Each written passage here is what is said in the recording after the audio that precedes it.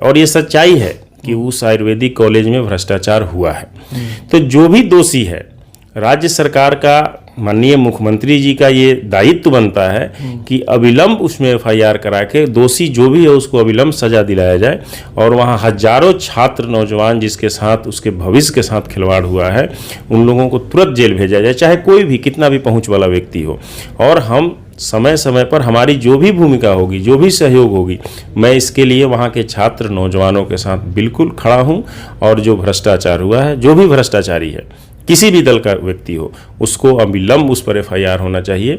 मैं माननीय मुख्यमंत्री श्री नीतीश कुमार जी से और डिप्टी सीएम से ये मांग करता हूँ कि यह छात्रों और नौजवानों के भविष्य का सवाल है, आप इतना देर मत कीजिए। मुझे तो ये लगा था कि अभी तक उस पर कार्रवाई हुई होगी, लेकिन अगर दुर्भाग्य है कि अभी तक कार्रवाई नहीं होगी, ये राज्य सरकार की बहुत बड़ी कमी है। क्योंकि ये पार्टी का बात नहीं है, ये छात्र नौजवानों के भविष्य की बात है। और अगर ऐसा होता रहा तो और पीछे चला जाएगा Bihar. BA, BCom, BSc, MA, MCom करें विश्व की सबसे बड़ी यूनिवर्सिटी इग्नू से। सॉल्व असाइनमेंट्स और गाइड बुक्स प्राप्त करें। संपर्क करें Mahakal computers, DAV PG college के पास, पंच मंदिरा मोड़ से दाहिने, सिवान। निकोरिया मासिक अनियमितताएं, बच्चेदानी में गांठ, बच्चेदानी बाहर निकालना और डिलीवरी से जुड़ी हर समस्याओं के लिए आज ही आए डॉक्टर वंदना कुमारी के पास। पता है डॉक्टर रामाजी चौधरी से 100 कदम पूरब, डॉक्टर कॉलोनी, सिवान। अधिक जानकारी के लिए नीचे दिए गए नंबर पर कॉल करें। अभी हाल में ही राजभवन के स्तर से जो जांच हुआ था 1 साल पहले, उसमें तो साफ तौर पे उस जांच कमेटी की रिपोर्ट कहती है कि वहाँ के प्रिंसिपल डॉक्टर प्रजापति त्रिपाठी दोषी हैं। उन्होंने ऑन रिकॉर्ड, ऑन कैमरा इस बात को स्वीकारा भी है। उस जांच कमेटी के अध्यक्ष तिलका मांझी विश्वविद्यालय के जो कुलपति महोदय हैं, उन्होंने ऑन रिकॉर्ड कहा मीडिया से।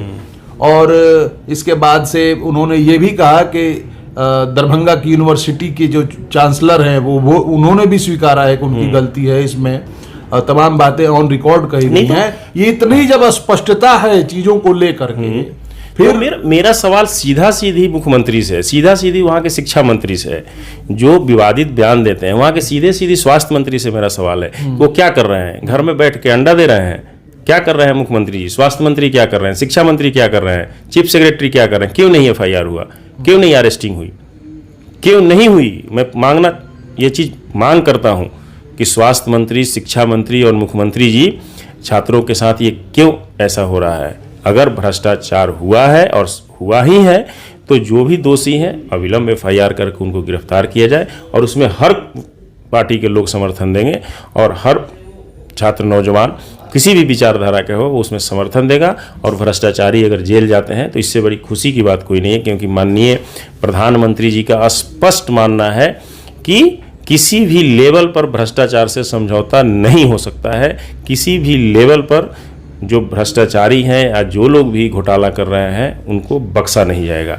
तो मैं तो पुनः मांग करता हूं स्वास्थ्य मंत्री बिहार सरकार, शिक्षा मंत्री बिहार सरकार और माननीय मुख्यमंत्री जी से कि यह एक ऐसा चीज़ है जिस पर अविलंब उनको कार्रवाई करनी चाहिए। दयानंद आयुर्वेदिक मेडिकल कॉलेज से जो भ्रष्टाचार की बातें हैं, बहुत सारी बातें आपने कही, इसको लेकर के आप दिल्ली से क्या प्रयास करेंगे? यहाँ पर जो चूंकि सरकार में आप लोग हैं, आप अपने स्तर से क्या चीज़ इसमें देख रहे हैं? जो राज्य सरकार होती है उसकी ये जिम्मेवारी होती है कि जो भी संस्थाएं उनके राज्य में काम कर रही है उसके भ्रष्टाचार को उजागर करके एफआईआर करें और एफआईआर करके अरेस्टिंग करें।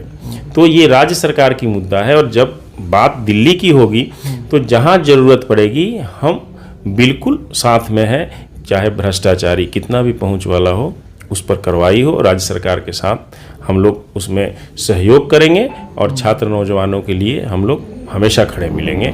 और हमारी ज़रूरत जहाँ भी होगी मैं छात्रों के साथ वहाँ जाने के लिए तैयार हूँ, वहाँ लिख के देने के लिए तैयार हूँ, क्योंकि भ्रष्टाचार के मामले पर हमारे प्रधानमंत्री जी का 0 टॉलरेंस है। कोई भी हो उसको बख्शा नहीं जाएगा। जो सिवान को विकास के रूप में नहीं देखते हैं, सिवान का विनाश किया है, चाहे शिक्षा में किया हो या स्वास्थ्य में किया हो या स्पोर्ट्स में किया हो, वैसे लोगों से वहाँ के हर व्यक्ति और हर छात्र नौजवान से हम आग्रह करते हैं कि वैसे लोगों को दूरी बना के सबक सिखाना चाहिए और एक अच्छी शुरुआत हो जहाँ शिक्षा का भी विकास हो और स्पोर्ट्स का भी। एक समय था कि वो जगह अपने आप में देश ही नहीं कई कंट्रियों में वहाँ के नौजवान जाके अपना नाम करते थे, और अभी भी वो हुनर है, तो हम क्यों नहीं वहाँ किए। मैं बहुत पहले से वहाँ स्टेडियम का मांग करता रहा। जब हम लोग वहाँ पर फुटबॉल, अंतर्राष्ट्रीय फुटबॉल मैच हम कराते हैं वहाँ पे, उस समय भी क्रिकेट के लिए भी या जो भी चीज़ें हैं, शिक्षा के लिए मैंने कई बार बोला कि यहाँ पर अच्छा कॉलेज होना चाहिए, अच्छी यूनिवर्सिटी होना चाहिए, वहाँ पर अच्छा हर तरह का जो व्यवस्था है जिसके लिए हमारे छात्र आज वहाँ से बाहर जाते हैं, अपनी जो वहाँ गाढ़ी कमाई है माँ बाप का बाहर ले जाते हैं, वहाँ होना चाहिए, जिसकी कमी है। और हर राजनेता का ये कर्तव्य है कि अपने क्षेत्र का विकास करें।